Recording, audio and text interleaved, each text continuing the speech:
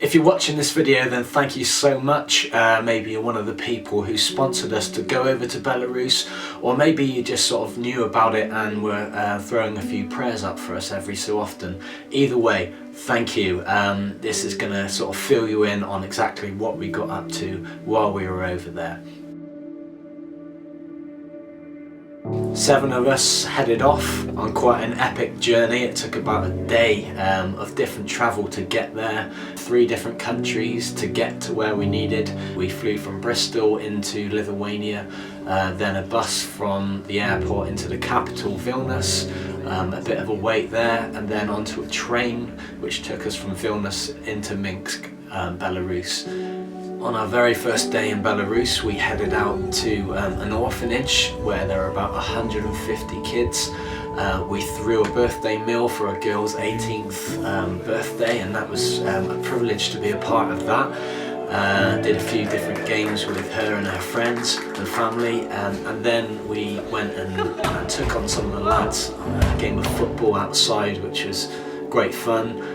Just spending some time in that orphanage with these kids, showing them that they were important, that they were valued, and just giving them some of our time and energy was a real privilege and a great way to start our week in Belarus. The practical work, we got stuck into a couple of very physical tasks. In about a month's time, we'll be receiving 2 tons of humanitarian aid. And as you can see, the floor's not very brilliant for it, so they're going to do some concrete slabs, and they're going to make this like a really nice warehouse where we can store it and keep it dry and safe. And so it's just fantastic having them, and thank you so much for sending them. I was so proud of the guys, how hard they worked, and we had fun while we were doing it. A lot of songs, a lot of laughter, and a lot of concrete.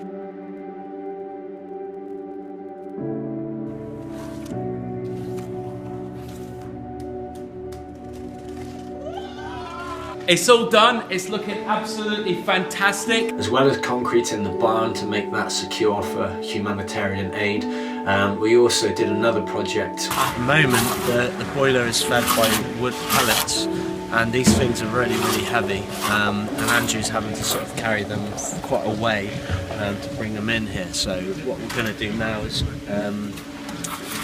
prepare some of the concrete base so that the drivers can come in, drop a whole load of pellets here, and obviously it's a lot easier to just bring them straight through.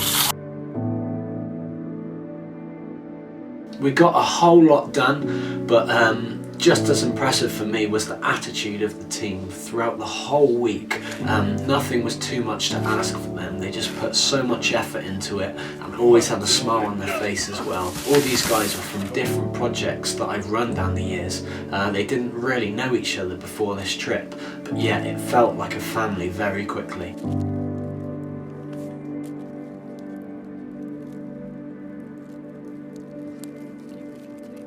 That's a super quick recap of all the things that we got up to during the week.